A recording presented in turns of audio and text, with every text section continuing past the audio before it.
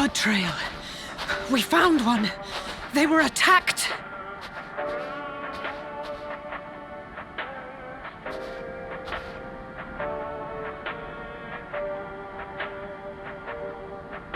No.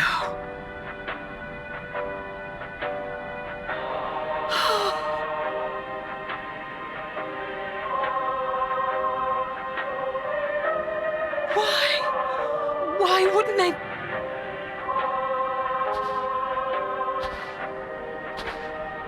Safer to brave the wilds than trust in our magic.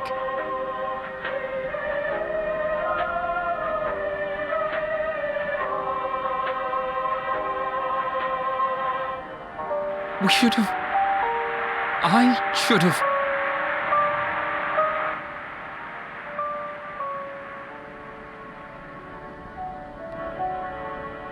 We can't leave them like this. We have to take them home.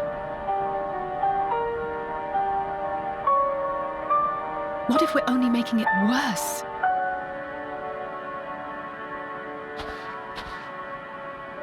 Maybe we don't belong here, but neither do they. Not out here in the wind and the cold.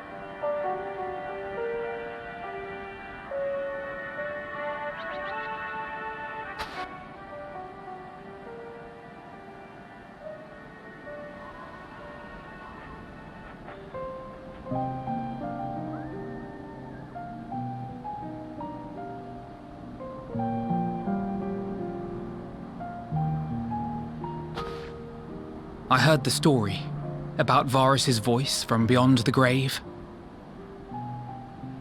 Of course, I didn't believe it, but Licinia and her sister did.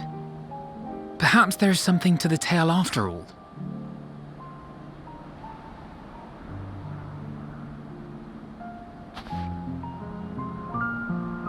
I want to understand, so I'm going to borrow this for a while, if that's all right. You had every reason not to trust us. We came as trespassers, invaders. But I pray that in time, we will be more than that to you, that we will find a way to help your loved ones, and see that no more children are left to freeze alone in the snow.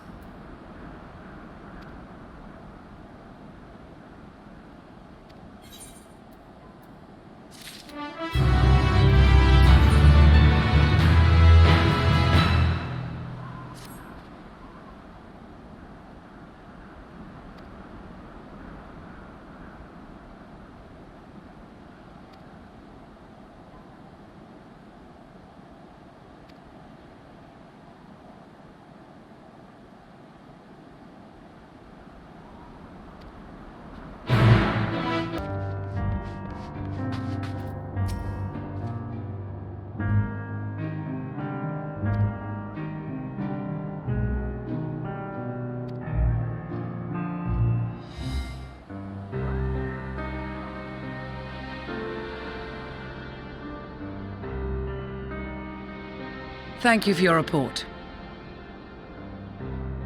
We shall inform the troops of these developments and instruct them to proceed with the utmost caution should they encounter any survivors.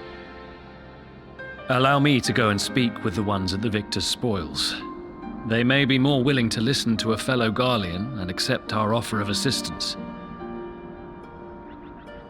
I pray you are right. And though I am loath to burden you any further, should there be an appropriate occasion to speak of Licinia and her sister, please do so.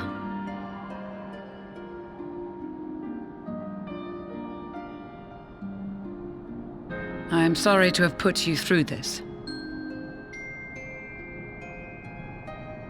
My distress is nothing compared to their suffering. So tell me, what else have we learned?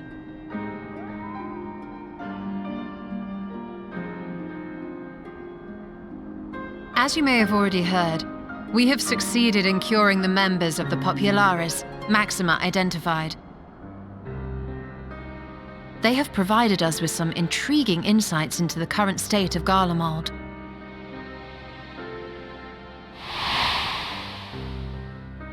The assassination of Emperor Varus was the catalyst for the civil war.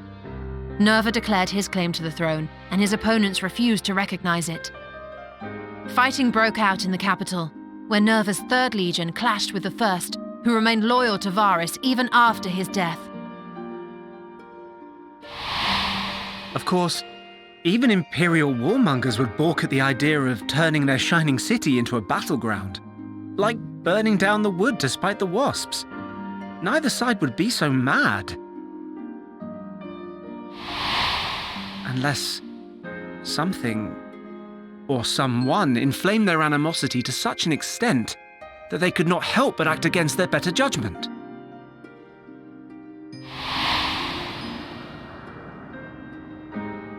It brings to mind events at the Gimlet Dark, does it not? The Emperor's sudden withdrawal from the front lines, specifically. Nerva and his father, Titus, Varus's then political rival, took advantage of rumors that Crown Prince Xenos had been possessed by a demon. Elidibus, what better way to disparage your enemies than with the truth, or a close enough approximation? Indeed. But before their accusations could be substantiated, many of Titus's followers were silenced. While some were merely stripped of their status, others died under curious circumstances.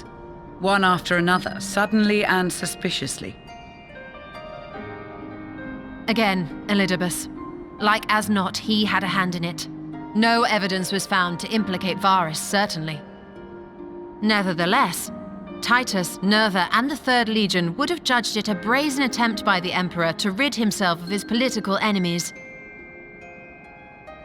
And then, in the midst of this growing turmoil, Varus Sosgalvis is murdered.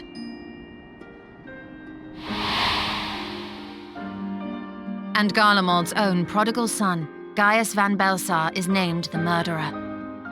Shortly thereafter, Nerva claims the right of succession, and in response, the First Legion claims the assassination was part of a coup d'etat orchestrated by Titus and Nerva.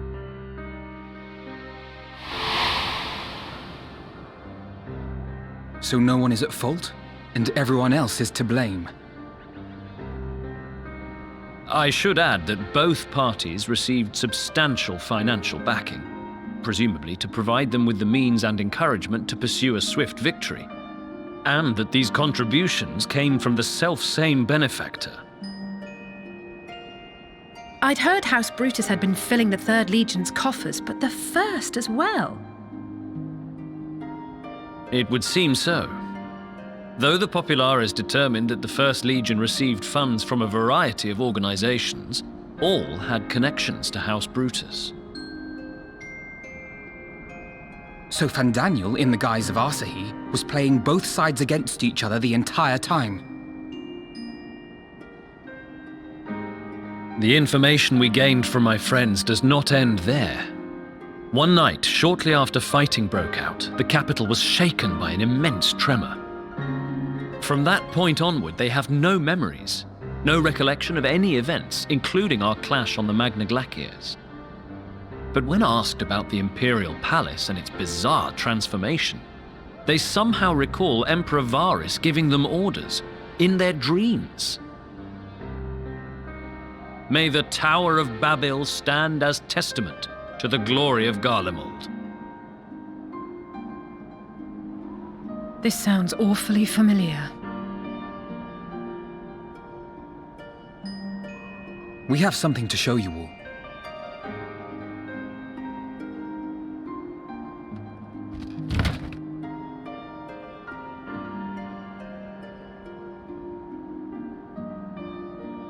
Varus spoke to them through this radio.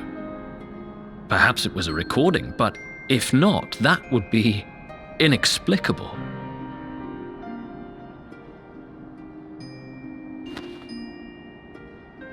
We are of one mind, then.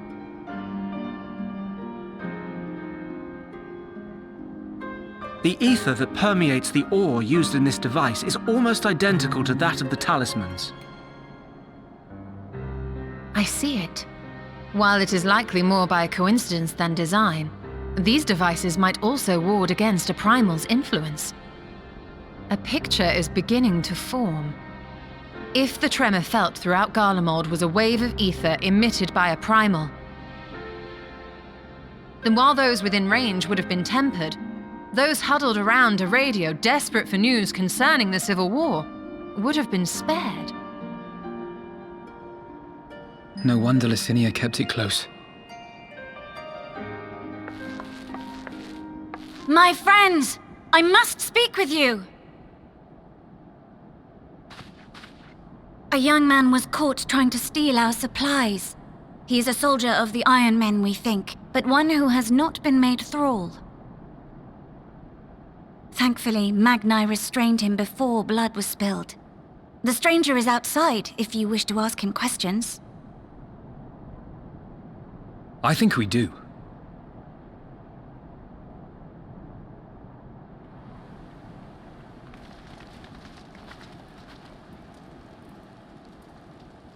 Who do we have here?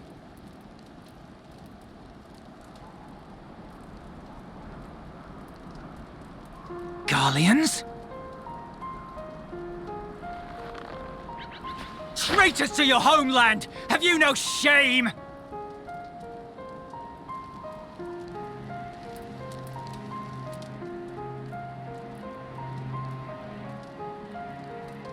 I am Lucia Junius, a Temple Knight of Ishgard. And you are? Iulus Pier Norbanus. And that's all you invaders will get from me. We are not here to invade Garlemald. Far from it. Like you, our allies in Eorzea and the Far East fight in defense of their lives and their loved ones even as we speak. But it is the people of Garlemald who have suffered most. This we know. And that is why we have come to offer you our aid, that we may unite against our common foe.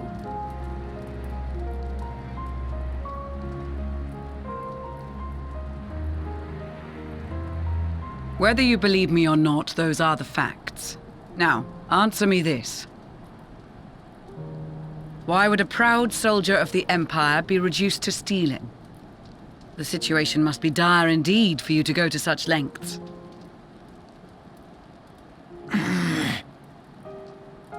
If it is supplies you seek, we would gladly share ours, or turn a blind eye while you leave with your spoils. I will not negotiate.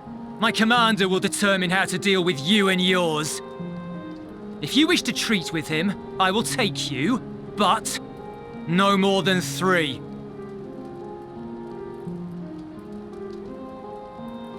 I don't much like the sound of that. But if we do accept his proposal, I suggest the 2 of us and...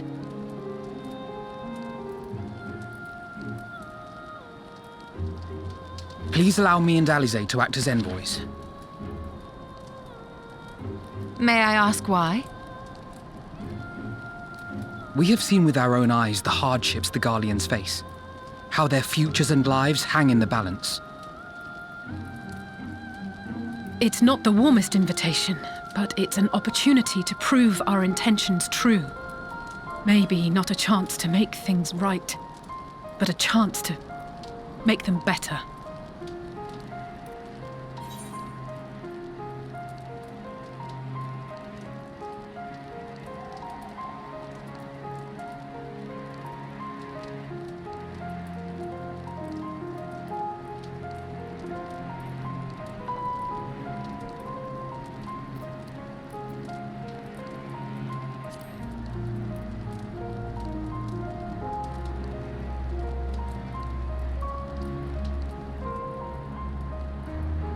I can see that persuading you otherwise is a lost cause, but you will proceed with the utmost care.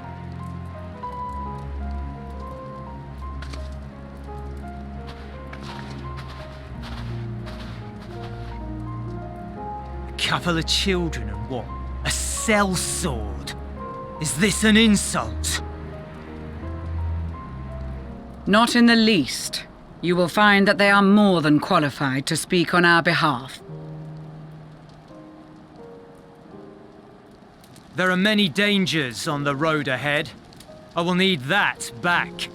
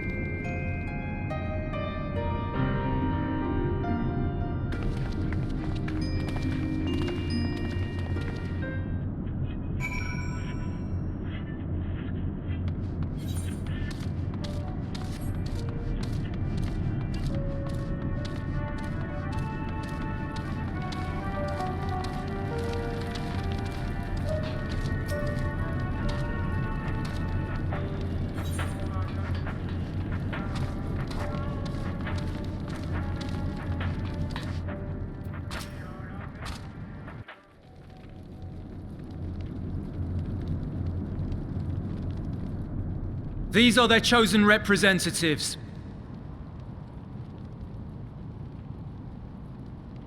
Very well. Let us hear what they have to say. Yes, sir.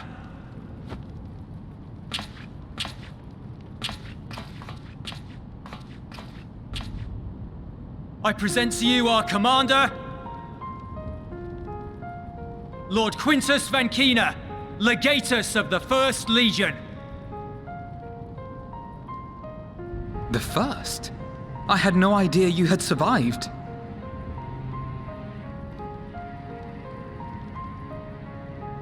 We lost our Emperor, our city, more than half our troops. For my wounds, I may never take the field again. But we survived, aye. In a manner much to your liking, I dare say. We have no intention of adding to your misfortunes, nor do we bear you any ill will. Spare me. Though you children may speak in earnest, overtures of peace ever ring hollow in my ears. So long as man stands to profit from his neighbor's suffering, war is inevitable. Driven from our ancestral homeland into this blasted waste. Yet still you yearned to rob us of our paltry scraps. 'Twas only with Magitech that you learned to keep your distance. Though we knew it was only a matter of time before you regrouped and returned. Conquest and empire were our only defenses. Emperors Solus and Varys understood this, and through their campaigns saw us grow and prosper. Much blood has been spilled in Garlemald's name, aye. But if it is a choice between yours and mine, then it is hardly a choice at all. I do not deny that a great many conflicts throughout history were driven by the desire or necessity to gain by another's loss. That is not why we are here.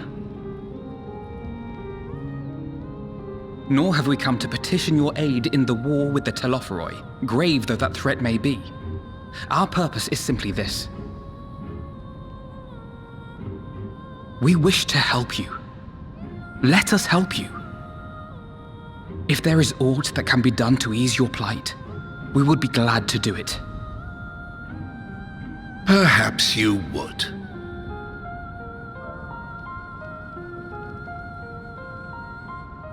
But regardless of the ideals you espouse, your leaders would not send an army into Garlemald if they did not stand to benefit. If we accept their aid, they will expect their efforts to be rewarded once the Telophoroi are no longer a threat. And after compensation and concessions, the great empire would be brought to heel. Her enemies rejoice at her downfall. Our third eye, a mark of shame. We won't stand idly by and let your people be humiliated. And we're not alone in that. We only want to make a difference, to make this world of ours better. Surely you can understand that. What I'm trying to say is, there are so many people who just don't care about making you suffer. And maybe that's almost insulting after all the suffering you feel the world has subjected your people to, but believe it or not, that's the truth. And now we're here, and all we're asking is for you to tell us what you want, what you hope for. So much blood has been shed, so much lost. All because of this endless war. Who wouldn't want to end it? Can we not work together to face our problems as one?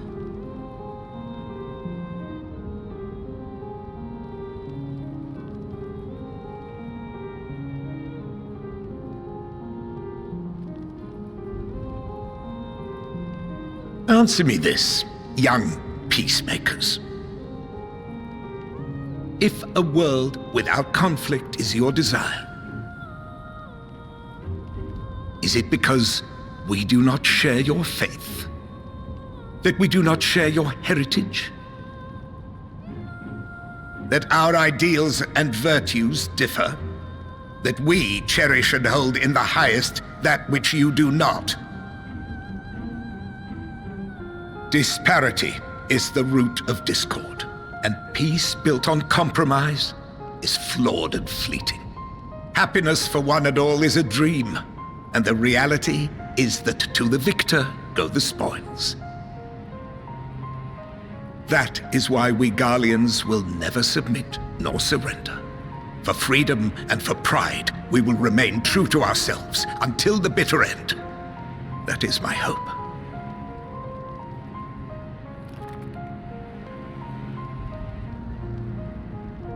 It seems there is nothing more to say on the matter.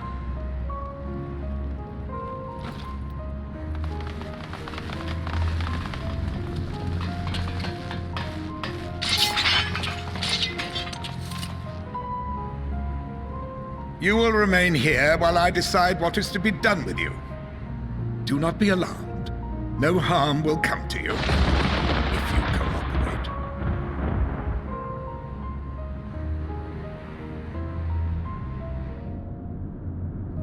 We will not resist. However, as your guests, I ask that we be allowed to speak with the other members of your group. As you wish. I had no intention of locking you up, as by dawn you would be frozen stiff and you're no good to me dead. You are free to move about the encampment, but there is one condition.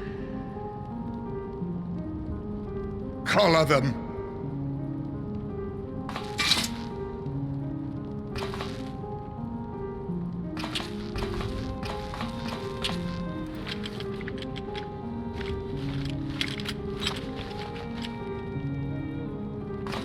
What are these?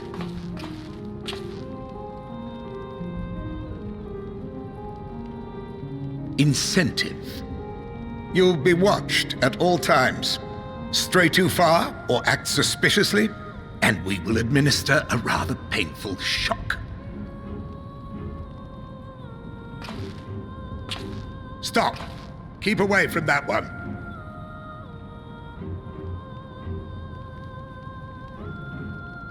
The champion of Eorzea is not so easily cowed.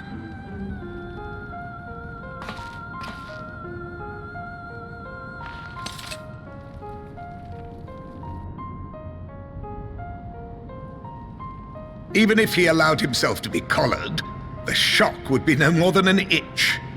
No. If he refuses to obey, we will activate the twins' restraints instead.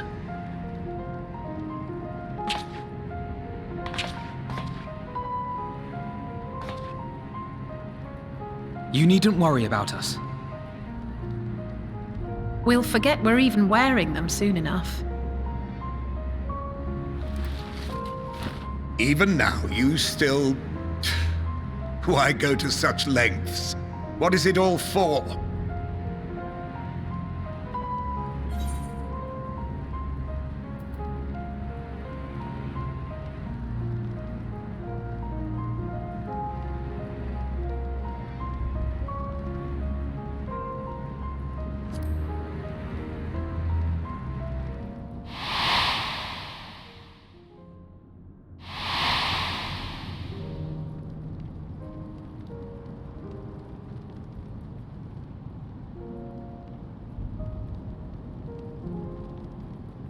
You are a curious one.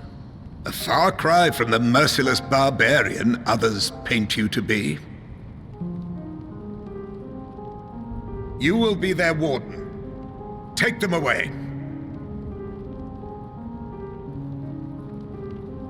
Yes, sir.